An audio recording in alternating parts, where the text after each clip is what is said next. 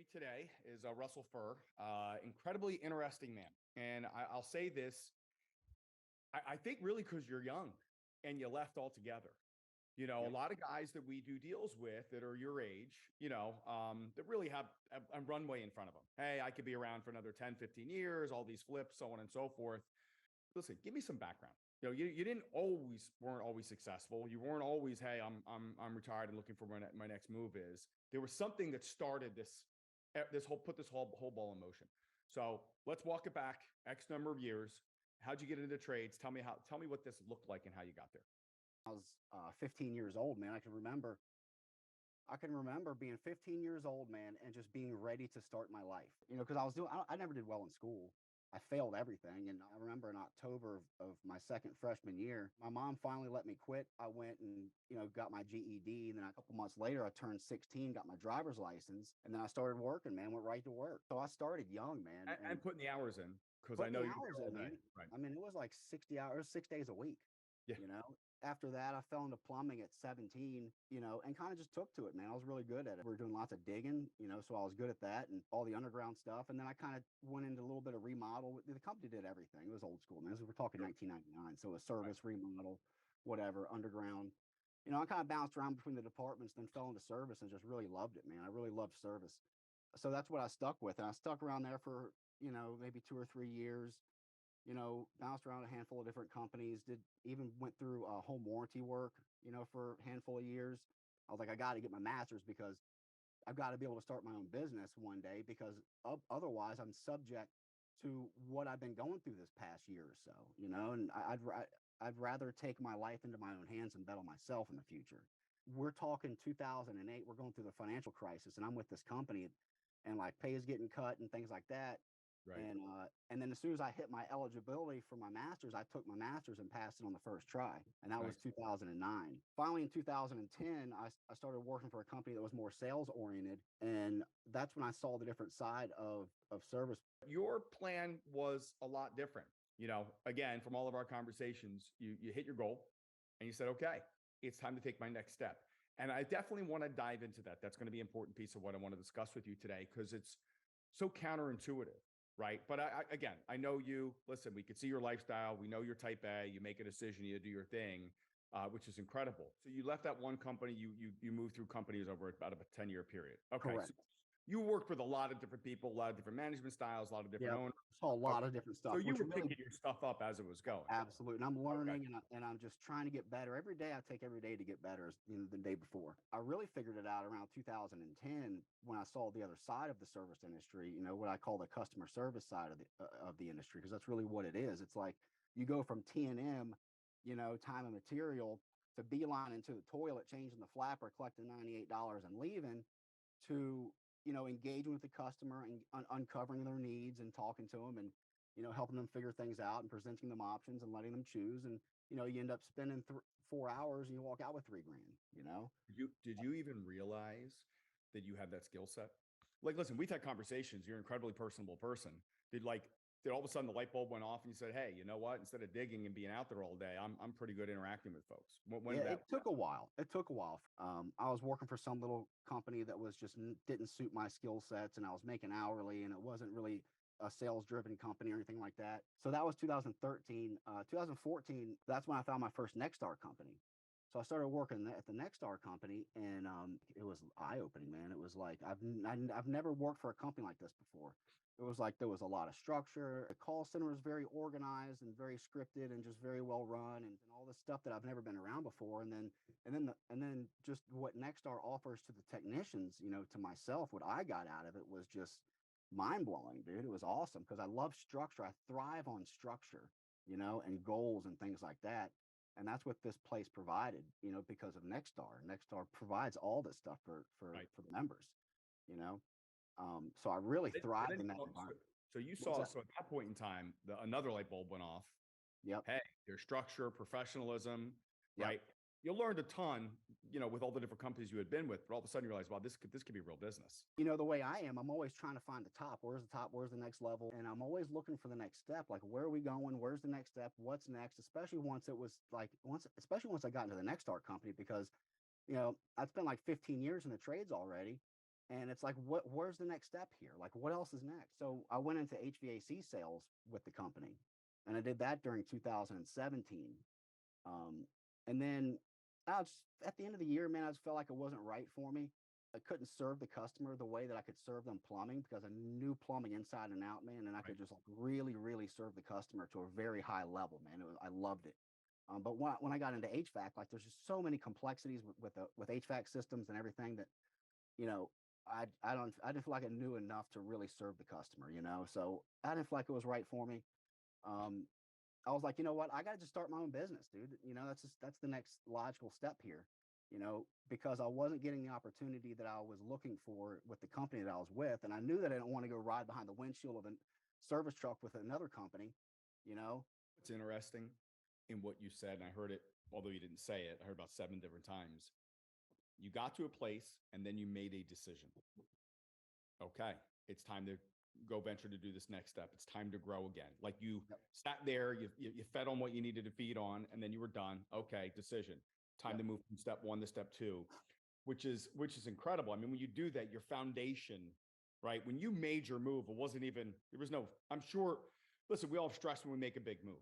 And I'm sure it was stressful, but in your mind, you knew it was just a matter of time. You made a decision you were going to be successful, right? You put it together, you did your research, you understood the area that you were in, you knew the service that you could provide, right? You on your own were going to be able to kick some ass, be able to build a team around you to be able to go ahead and do this. It was going to take you to the next level, because that's a different fun. It was fun because it was challenging, and plumbing in the field had just gotten so easy. Right. Like it was just so easy. And although I loved it and I enjoyed it and it was very fulfilling, it was just really, really easy at the end of the day. Again, going back to what you said, I get calls all the time. Hey, where do you think the market's going? What do you think is going to happen?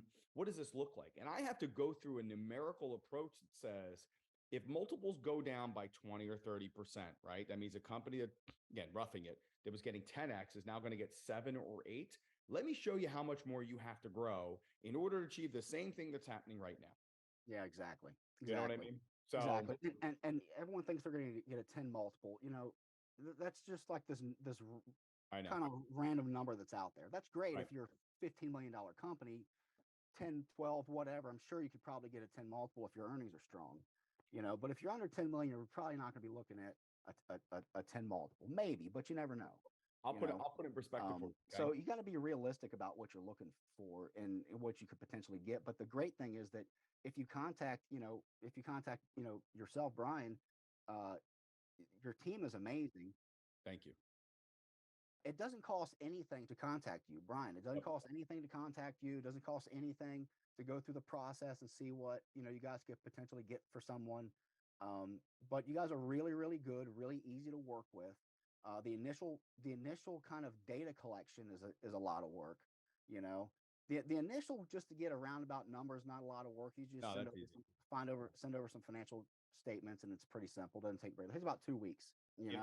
Correct. Interesting you say that, right? So a lot of times we get phone calls from guys that say, "Hey, I'm the big player in my market. I can't understand how I'm competing with somebody who's so much smaller walking into a home to sell a system, how their pricing is even on par with ours. We should be getting such." But listen, when you group up, right? When you partner up with PE, the buying power goes through the roof. That's the benefit of using SFMP, because what happens is these potential acquirers, like, oh, this is an SFMP deal. These firms out here, they know that SFMP knows their stuff. And when they get a deal from SFMP, they know those numbers are solid. They're getting tier 1 or whatever you feel like calling it, the absolute best pricing. And if you have to drop stuff at certain times of the year to make stuff happen, you have the ability to do it and still make a profit. So yes, I absolutely appreciate, what you're saying, because we've seen it as well. And this year coming up, we're in 2023, is absolutely going to get interesting. The multiples are still, they're close to the top. They have definitely taken a step down. And I get calls, well, I mean, you'll appreciate this, right? Mm-hmm. Well, I mean, we're not at the top anymore. When do you think we're going to be back at the top? I'm like, we never saw this in our entire careers. Yeah. Freddie Silverstein, our president and CEO, has been doing this since the late 90s, never saw this. He's been in this, 25 years. This is the highest it's ever been. My question always to anybody who talks about timing of the market, I'm like, okay, well, you sold your house in 2006, right? Going into 2007, the high of the real estate market, before the next day it all fell apart. And they laugh because, of course, they didn't do it. It's easier to time the housing market. it is to do what we're doing. To put Mhm. it in perspective, years ago, in order to get 10x, you had to be like 10 million of EBITDA. Wow. Just to give you an idea how far things have Yeah. come with the Yep. competition and, in the market, when I say competition, the number of buyers that have been competing to do business with these assets, that's where it's at. And yes, it's a pain in the ass. We don't sugarcoat that. We didn't Yeah. sugarcoat it with you either. Hey, this is going to be a nightmare. It's going to take you 4 to 6 weeks to gather this information. But once it's done one time and we have vetted through the numbers and we could determine an EBITDA number that we could stand behind, right? We can start we can start moving forward. We have to do that. It's a lot of work. It's a lot of work, Right. And again, getting to know you and getting to know what you're about, you're no nonsense. If you say, hey, this is what I'm doing, this is what I'm doing. So you hit your goal and said, hey, this is what I'm doing. Listen, most guys who do their transaction, they want to be part of it and stick around for a while and so on and so forth. Your goals were different. You said, hey, I hit my goal. It's time for me to go ahead and move on. You made that decision. Expand on it. Hey, you said, hey, I'm done. I'm going to be out. I'm going to move on. There's other goals and other things that I want to accomplish. I don't Yeah. hear that a lot. Well, let's most be honest. These businesses are not fun to operate. Let's right. be honest. They're not fun. It's a complete nightmare. I mean, anyone who says these things are fun is still lying to themselves, like I was for 4 years. Right. It's a nightmare. It's a nightmare. There's constant issues with employees, and trucks are getting crashed, and sewer cameras are getting cut through, and it's just a constant barrage of BS on a daily basis. In 2019, where one of my guys blew up a garage, in the middle of the night, it was like 3 a.m. The dude's freaking garage blows up, and it was 2019. I was brand new. I barely had any cash, and I was freaking out, man. Luckily nobody was killed or anything, and insurance handled it all. But the dude was like threatening to sue me, and it was a bad scenario, man. So that's the thing. It's like when your entire net worth is tied up in the business, it's just risky. I just find it risky. I find it very risky, because the thing is you're dependent upon so many outside forces that are completely outside of your control. And that was my biggest thing. Listen, you had other interests outside of the business and you want to go ahead and pursue on some of those. And some guys want to be part of it. Yeah. Again, it works differently for everybody. Exactly. But you are unique in the fact that, hey, you said, here's my decision. I want to move in a different direction. I'm done. I want to go do something else. And I think what's going to be very refreshing on this when we send it out, I'm sure, Russell, that there are plenty of other owners that are seeing it the exact same way that you are, right? But in all the groups that we're all part of on Facebook, maybe they don't really want to discuss it because for one reason or another, they don't want to, I don't know if the words devalue themselves or be looked down upon, that they're not all Their in. egos are too big. What's that? Yeah. Egos are too big. Way too big. Like, oh, I gotta have the biggest company. I gotta have the biggest company. I gotta have the biggest company. It's like, you don't need the biggest company, dude. Right. I mean, if that's what you want, great. But I don't know, man. Just people's egos are just too big. I get it. I listen. My thing is, I hope when this goes out, the people that are seeing this are saying, well, here's a guy's pretty decisive, went in a different direction, had a successful outcome, put a successful business together. You're very relatable, so people are going to relate to you. And my thing, I'm saying this, I'm probably pulling the cart in front of the horse. If I'm somebody who thinking the way you are, and again, there's not a lot of information around this out there, right? It's all, hey, partner up, stay on, so on and so forth. There's somebody saying, listen, I got other interests, man. I'm done. They should give you a call. They should, right? absolutely. Talk to them way more in depthly than what we're going to be able to cover here in this conversation today, right? Definitely. Yeah. And I'm on Facebook, so anyone can look me up on Facebook and hit me up, man. I make a lot of time to talk to a lot of people, so it's what I'm already doing, so it's no big deal. Which is pretty neat about this space, by the way. Yeah. Everybody is, hey, here's what I'm doing. Here's what's going on. Let's have a conversation. Again, I think a lot of it is everybody wants to do well together, right? Rising tide lifts all boats. And at the end of the day, you don't want somebody doing something stupid that's going to put a black eye on the industry, right? It's happened. We all see what's going on every so often it happens. You're like, oh, you roll your eyes and you almost say, thank God that didn't happen in my area, right? Better happen somewhere else. Yeah. Your past transaction now, right? You're now creating what your next step of your ideal life looks like. You're taking some time to do some stuff. I see the stuff on Facebook. You got a tractor and a forklift, and you got stuff coming in, right? You're having some fun, blowing things up or building things or whatever you got doing on your property there. But yeah, I think to wrap, right? And again, my feeling is Russell, you're going to get phone calls off of this regardless. People are going to want to ask you because it's so counterintuitive to what's going on. And that's fine. It worked for you, right? And you had the balls to step up and say, this works for me. The other stuff doesn't. It's not an ego play. This is going to be the best play for me. I think that number one, you have to understand and realize that there is life after the trades. There is life after the trade business, and take, strip everything away from your life. Strip away everything from your life, and just think for a moment and dream. What would your ideal life look like? What do you want out of life? Because a lot of people don't take the time to think about that. They're just going through the motions day in and day out, and they're wrapped up in their business, and they don't ever think about, well, what's next? So just, first think about what would your ideal life look like, not only for you, but for your wife, because that's a big part of it, for your kids, what would benefit them the most, just do what's best for you, because at the end of the day, everyone will always do what's best for them, and make sure you do what's best for you and what's right for you and your family, just like anyone else would do. That's the most important thing. Don't do anything for anyone else. Do it for you and your family, because that's really, at the end of the day, all that you truly have. And the other thing is to be truly present for your family has been huge for me. Wow. Like I don't go to work anymore. We're always together. You hit the nail on the head, right? Hey, put everything in perspective. And what does the best scenario look like? I keep using the word interesting because it is, and I talked to you about this a little while ago. My older daughter is a freshman in college, and my younger daughter is a senior in high school. So we work so hard to get these kids, right? To think about same thing like a business. You get so hard to get to a place of what's it look like after that. My daughter graduates in 4.5 months. I'm an empty nester. Like, the term is so empty nester to me was an old person, right? Who's now going to go move to the retirement community and go live out their years playing golf in Canasta. The golf thing I'm fine with, Canasta not so much. But anyhow, I work with a life coach. All the things that you're talking about, right? I work with somebody, we sit down and we're like, okay, well, what's your life perspective? Things have changed now, right? The last 8 years was raising these kids, making sure they're determined, hardworking, do well in school, whatever works for your family, whatever, and now we're at the end of that. Now what does the next step look like, for me? And I'm sitting here going through that as well. And, listen, 4.5 months, she's out. And life changes at that point in time, and being prepared for that. You had already started thinking about that from a couple of years ago. So when you made your decision, it made it easier for you to go all in and say, hey, I'm moving out of this altogether. And I see a lot of owners that they don't know what that next step looks like, right? They love to fish. They love to go on their 1 or 2 week trips through the year. They love to get out and play golf a little bit here or there, right? Like creative void and hunger inside of me.